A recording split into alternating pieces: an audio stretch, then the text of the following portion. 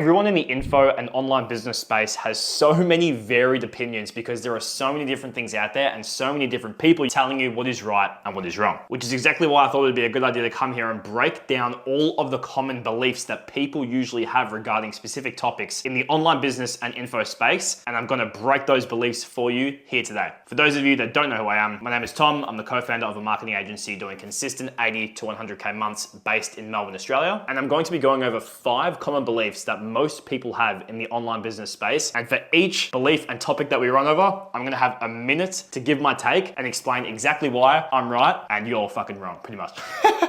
Because it's time for you to actually know the truth and stop believing bullshit that isn't true. The first common belief is that you need to put more focus into sales over fulfillment in your business. All right, 3, 2, 1.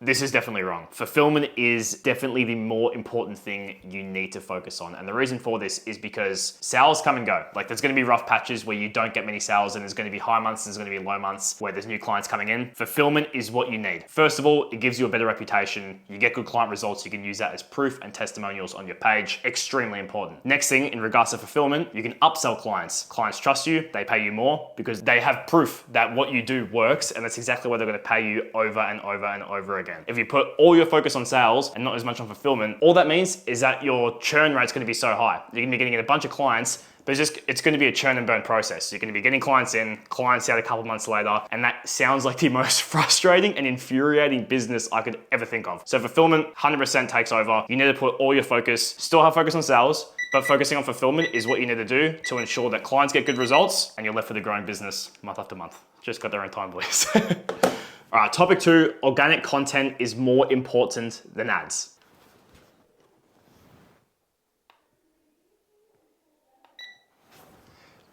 Ads is way more important in my opinion. It's funny I say that because I do marketing, so I do advertising for all my clients. Ads is more of a quicker game to get your business off the ground. Organic is a more of a long-term game. The first day we launch an ad campaign for our clients, they're getting leads in instantly. If they convert those leads over to book calls, that is a chance in the first day of running ads for them to have a book call on their calendar where they can close a client and already get their first sale in from a campaign. That is insane. The chance of you being able to do that from organic content, posting a couple of reels, posting a YouTube video and closing a client is so unlikely. To be honest, I genuinely think that you could just, if you only run ads for your business, you'll be able to have a consistent client acquisition system where you're constantly getting clients in. If you did the same thing with organic content and you only posted organic videos, the chance of you actually being able to have a repeatable client acquisition system where you're getting clients in day by day and not having to think about client acquisition, very unlikely. Ads over organic content any day of the week. All right, I know the time is up, but touching on that again, doing both simultaneously is the best way to have a repeatable client acquisition system where you're getting clients in from multiple channels. But if you had to choose one over the other, I'm taking ads any day of the week. We specifically run ads for our agency and it's our main source of client acquisition and it never goes to fail. Topic 3, the hook is the most important part when running an ad. Let's get it going, boys.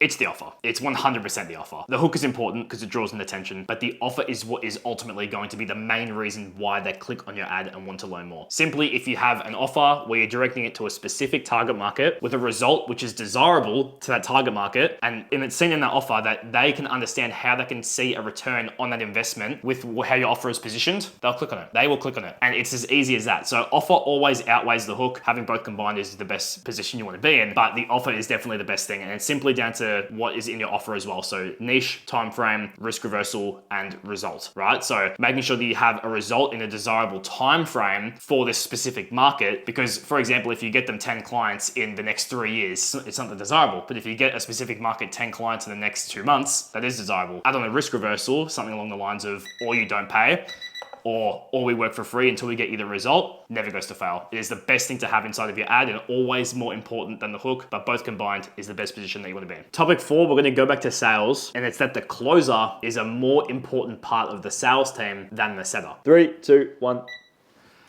I believe the setter is a more important part of the sales team. Reason being is because the setter does, I could almost say 90% of the work, but it also depends on the role the setter plays. That's the thing. If you have a good setter on your team, the closer has to do exponentially less work because the setter has already pre-sold them before the call with the closer. And that's why the setter having a great conversation with that lead before they hop in the meeting with the closer, so important. It is such an important thing that needs to happen. So in my opinion, I honestly think that the setter should get paid more than 5% for the work work they do. If you have an A player setter, you want to make sure they get compensated because you don't want them to leave. Like that is so important to have. So I personally believe having a setter that qualifies the lead, make sure that, you know, they get really qualified, ready to go on an appointment setting call so that they're fully on board by the time they hop on the call with the closer is something that all businesses need. That will improve your close rate by so much, just having an A player set it on your team like that, because the lead's already pre-qualified, he's ready to go. By the time he hops on the call with the closer, it's a sell, and there's nothing more, there's literally nothing more to it. Okay, last topic number 5, and I've heard this so many times. My ideal client is not on Meta, so I shouldn't advertise there. Okay, 3,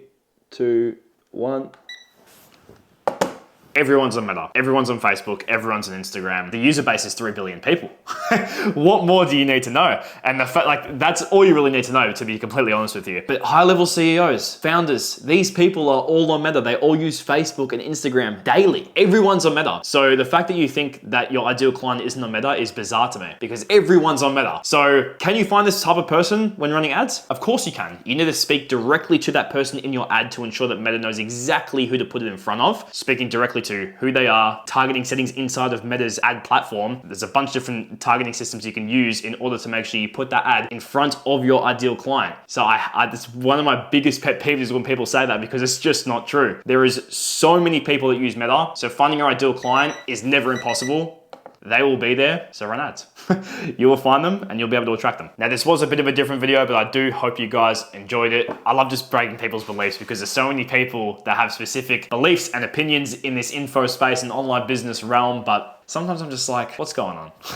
Like, there's so many things which I hear and I just don't think are true, which is exactly why I wanted to make this video. But if you guys want to hop on a call with me one-on-one to get some more info on how you can grow your marketing agency or coaching business, calendar link is in the description for a free one-on-one consultation. Book it whenever you want. I should have some spots available. But with that being said, hope you guys enjoyed this video, and I'll see you guys in the next one.